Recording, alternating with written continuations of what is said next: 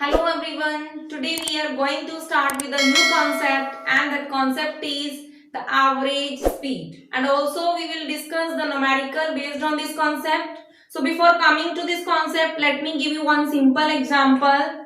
Suppose you have given two examination of science and in the one exam you scored 40 marks and during the second exam you scored 60 marks. और अगर आपको find out करना है कि आपकी science में दोनों एग्जाम्स के अकॉर्डिंग क्या एवरेज रहती है, then how you will find. तो आप कैसे फाइंड करते हो? 40 प्लस 60 और आपने कितने एग्जाम्स दिए थे तो डिवाइड बाय 2, तो आपकी एवरेज क्या आती है? 40 प्लस 60 बाय 2 50. तो आपकी जो एवरेज रही थी वो 50 थी. अब आपने ये एवरेज को कैसे फाइंड आउट किया? एवरेज थी आपकी टोटल स्कोर और टोटल जितने आपने एग्जाम्स दिए थे.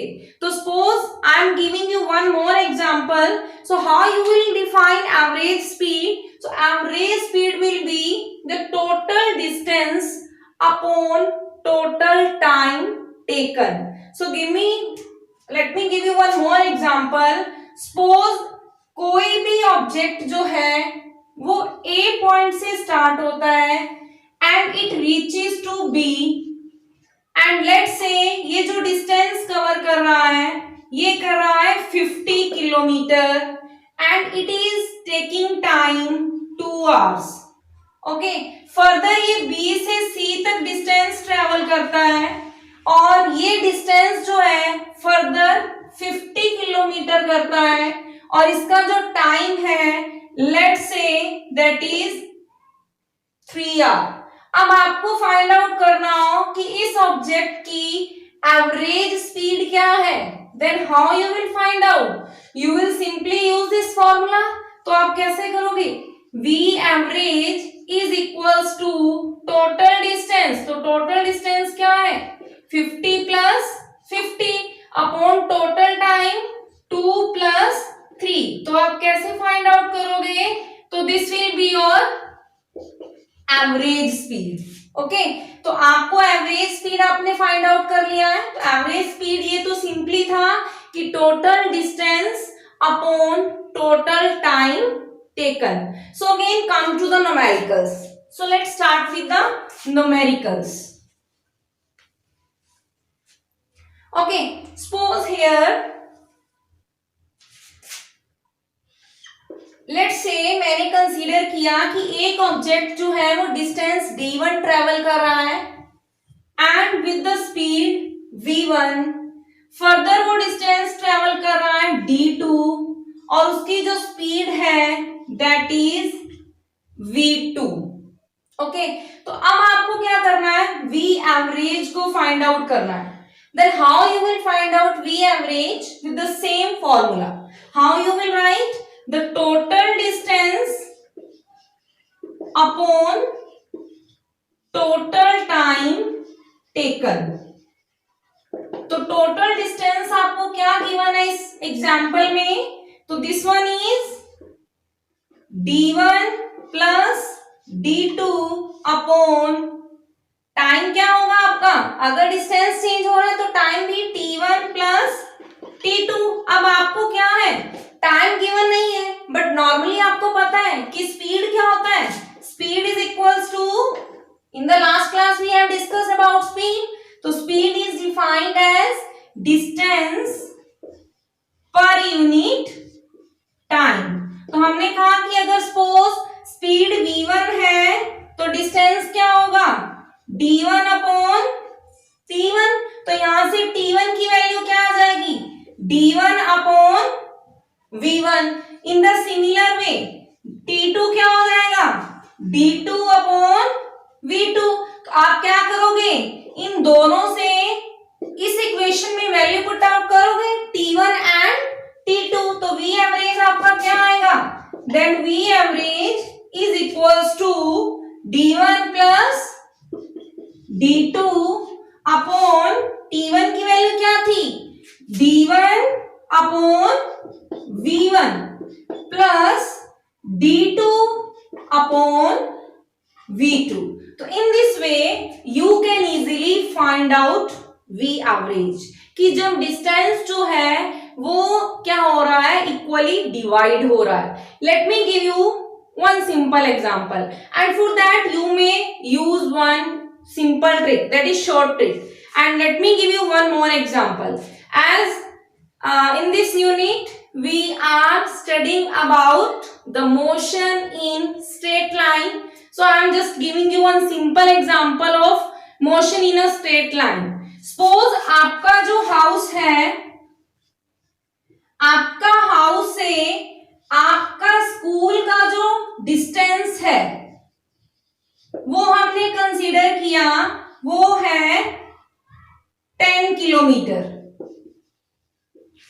और ये बिल्कुल स्ट्रेट लाइन है. We are already discussing the case of motion in a straight line in this chapter. तो आपके घर से आपके स्कूल का जो डिस्टेंस है वो 10 किलोमीटर है, और अर्ली मॉर्निंग जब आप अपने घर से स्कूल जाते हो तो आपकी जो स्पीड होती है, लेट्स से मॉर्निंग में हम अर्ली जाती हैं, हमें जल्दी होता है, तो सपोज हमें जल्दी पहुंचना है, तो हमारी जो स्पीड थी वो क्या थी, 20 किलोमीटर पर आवर. और जब हम स्कूल से वापस घर आती हैं तो डिस्टेंस तो सेम रहेगा. अब सपोज हमारी जो स्पीड है due to any reason, okay, वो हो गई 5 किलोमीटर पर आवर. अब आपको क्या फाइंड आउट करना है, आपको फाइंड आउट क्या करना है, V एवरेज. अगर तो आप इस वे से फाइंड आउट करते हो तो आपको D1 D2, अब यहां क्या दे रखा है, दोनों केस के अंदर जो डिस्टेंस है वो सेम गिवन है. तो आप शॉर्ट ट्रिक में कैसे फाइंड आउट करोगे, अगर डिस्टेंस सेम है, first case, if distance is same, तो डिस्टेंस सेम है, आप ये फॉर्मूला यूज करो, क्या आएगा, V average D1 plus D2 क्या हो जाएगा, D plus D. D plus D मैंने क्यों राइट किया, क्योंकि डिस्टेंस सेम है. एंड फर्दर क्या हो जाएगा, D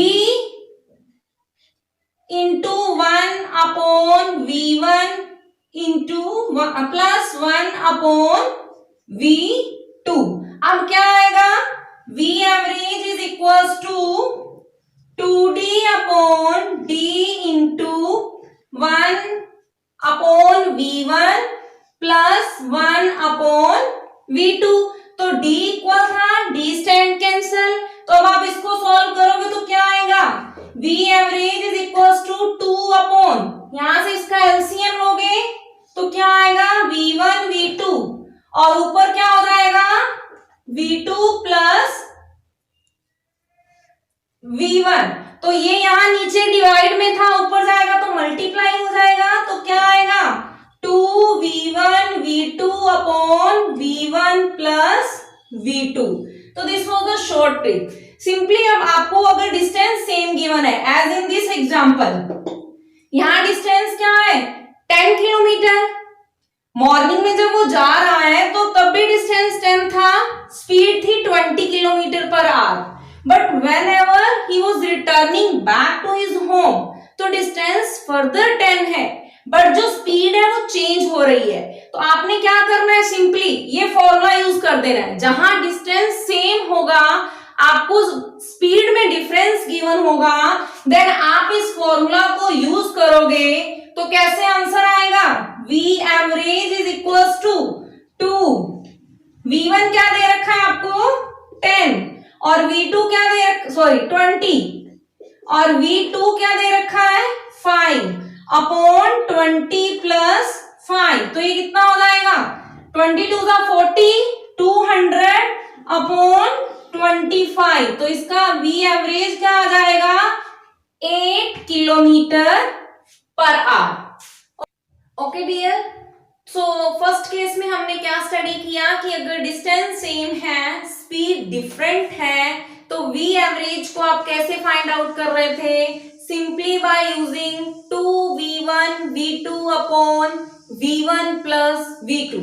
अब सेकंड केस क्या है, अगर टोटल जर्नी का टाइम जो है 2 इक्वल हाफ में डिवाइड हो तो उस केस में क्या होगा, तो d1 क्या आ जाएगा, v1 मल्टी t/2 मतलब t हाफ हो रहा था, d2 क्या हो जाएगा, v2 इंटू t/2, तो टोटल डिस्टेंस क्या आ जाएगा, d1 प्लस d2, तो ये क्या आएगा, v1 into t/2 plus v2 into t/2, यहां से d क्या आ जाएगा आपका, t/2 जो है वो कॉमन है दोनों में, इंटू v1 प्लस v2, और हमें पता है कि v एवरेज, ये हमने टोटल डिस्टेंस फाइंड आउट किया है, v एवरेज आपका क्या होता है, total distance upon total time, तो आपका टोटल डिस्टेंस यहां से हमने क्या फाइंड आउट किया, t/2 into v1 plus v2, और टोटल टाइम क्या होगा, t, तो t से t कैंसिल हो जाएगा, तो v एवरेज कैसे फाइंड आउट करोगे, v1 प्लस v2/2, तो ये फॉर्मूला आपको अप्लाई करना है अगर आपकी जर्नी का टाइम जो है वो 2 इक्वल हाफ में डिवाइडेड हो. So let me give you an example of this numerical. Here a train covers its journey such that during first half time, तो यहाँ टाइम डिवाइड हो रहा है, फर्स्ट हाफ टाइम में ट्रेन की जो स्पीड है दैट इज 60 मीटर पर सेकेंड, और नेक्स्ट हाफ टाइम में फर्स्ट हाफ और नेक्स्ट हाफ मींस टाइम जो है वो डिवाइड हो रहा है, तो नेक्स्ट हाफ में है 40 मीटर पर सेकेंड. आपको ट्रेन की एवरेज स्पीड फाइंड करनी है. तो अभी मैंने आपको बताया कि अगर टाइम 2 इक्वल हाफ में डिवाइड होगा तो आपको सिंपली ये फॉर्मूला यूज करना है. तो आप v एवरेज कैसे निकालोगे, v1 आपको दे रखा है 60, तो फॉर्मूला सीधा आप लिख लो v1 प्लस v2 अपॉन 2, तो v1 दे रखा था 60 प्लस 40 अपॉन 2, तो आपकी v एवरेज ट्रेन की क्या आ जाएगी, 50 मीटर पर second. Okay, so this was all about the concept of average speed and its numerical. With this, thanks to all.